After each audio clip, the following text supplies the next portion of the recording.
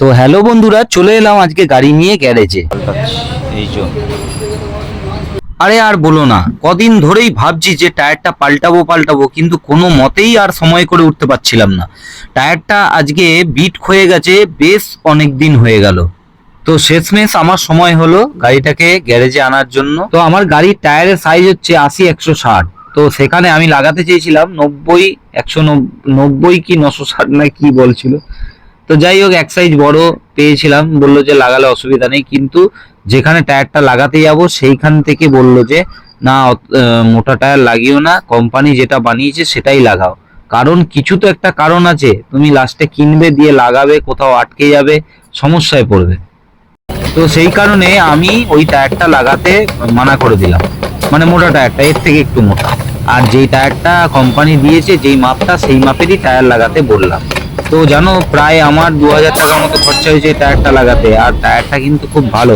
পিছনে আমি টায়ারটা পাল্টেছি এই 1 বছর হতে চললো, অ্যাপোলো কোম্পানি। তো সামনেরটাও আমি ওই অ্যাপোলো কোম্পানি লাগিয়ে দিলাম, কারণ অ্যাপোলো কোম্পানি আমি লাগিয়ে দেখলাম, মোটামুটি চালাচ্ছি 1 বছর ধরে, কোনো রকম ভাবে কাটেনি কিছুই হয়নি। আর সব থেকে বড় ব্যাপার, এই অ্যাপোলো কোম্পানি 3 বছর একটা ওয়ারেন্টি না গ্যারান্টি দিচ্ছে, যেটাতে টায়ার যদি কোনো কারণবশত কেটেও যায় তো ওরা পাল্টে দেবে। তো সেই ক্ষেত্রে অ্যাপোলো একটা বড় টায়ার কোম্পানি, তারা যখন বলেছে নিশ্চয়ই কিছু না কিছু করবে, সেই কারণে আমি পুরোপুরি ভরসা করে ওই টায়ারটা কিনে নিলাম।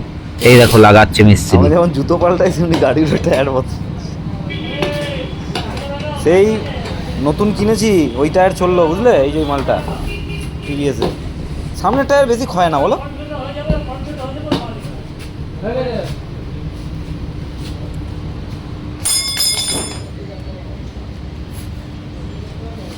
এই কোম্পানি গাড়িটা তোমার সামনের টায়ারটা আরেকটু যদি মোটা করতো, যেমন হর্নেটটা করেছে একটু। না, হ্যাঁ লাগানো যাবে, ওই মার্গারটা থেকে যাবে, ওই ভয়পারটা পাচ্ছি। হ্যাঁ হ্যাঁ, 3 বছর দিচ্ছে, বলছে কেটে গেলেও পাল্টে দেবে। ওই জন্য আরও নিলাম। আর পিছনটা অ্যাপেলও ব্যবহার করছি, তো ভালোই তো। তো দেখো, আমার কিন্তু টায়ারটা লাগানো হয়ে গেল। টায়ারটা লাগানো হয়ে যাওয়ার পরে আবার একটা অন্য গ্যারেজে এলাম, কারণ ব্রেকটা কদিন ধরে ধরছে না। কদিন ধরে মানে কি, বেশ ভালো কয়েকদিন ধরেই ধরছে না ব্রেকটা আমার। ব্রেকটা না ধরার কারণ হচ্ছে ব্রেকের এই ব্রেক অয়েলের মধ্যে অনেক ময়লা জমে গেছে, আর পুশ আপটাও হচ্ছে না ঠিকঠাক। তো বললো যে দাদা তোমার এইটা খুলতে হবে, খুলে এই ব্রেকের এই জায়গাটা যেখানটায় ওই একটা সুইচ টাইপের আছে, ওইটাকে বার করে গ্রিস করতে হবে, তারপরে যদি তোমার ব্রেকটা ফ্রি হয়। তো যাই হোক, এই ভাইটা কিন্তু কাজ কিন্তু বেশ ভালোই করে। ভালো করে মানে এই যে ব্রেক অয়েলটা দেখতে পাচ্ছ, এই ব্রেক অয়েলটা বলছে নাকি জল হয়ে গেছে বেশিরভাগটাই। আর ব্রেক অয়েলের ওইখানটাতে, ওই ওপরটা যেখানটা ফাঁকাটা দেখতে পাচ্ছ, ওখানটার ভেতরে প্রচুর ময়লা আছে। দেখো বার করবে ময়লাগুলো, ও কিভাবে বার করছে দেখো খালি।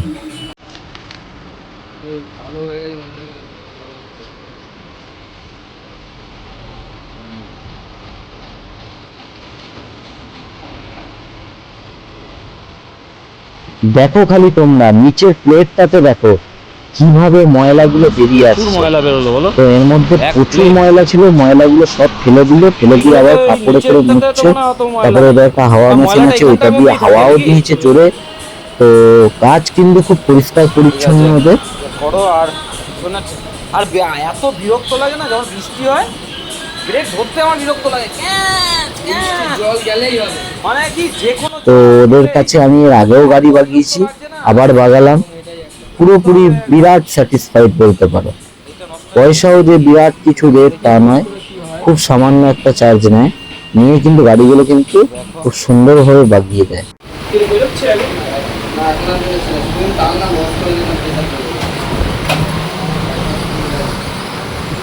একটু গিয়ার অয়েলটা দিয়ে দাও, গিয়ার অয়েলটা একটু দিয়ে দাও, তাহলে পালাই অন করবো।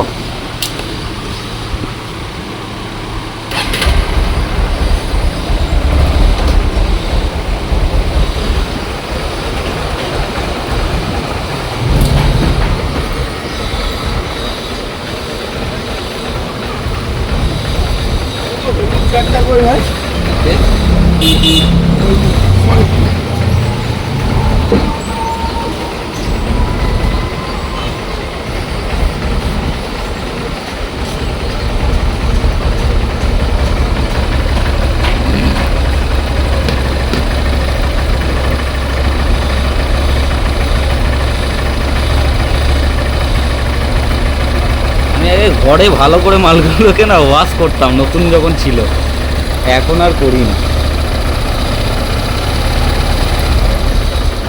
পিক আপ বাড়ি বাড়াবো না, না যদি বন্ধ হয়ে যাবে ওই জন্য। বন্ধ হবে।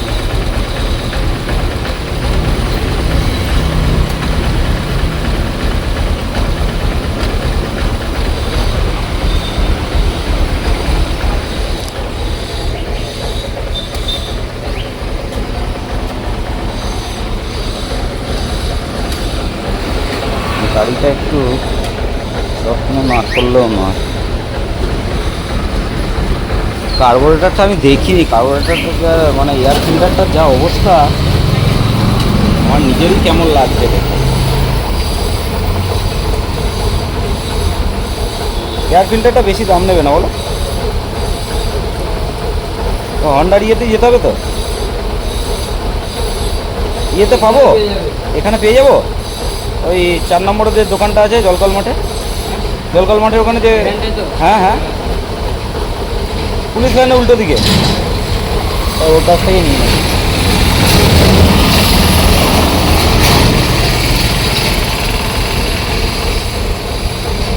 এটা আমি ঘরেও নিজেও করে নিতে পারবো।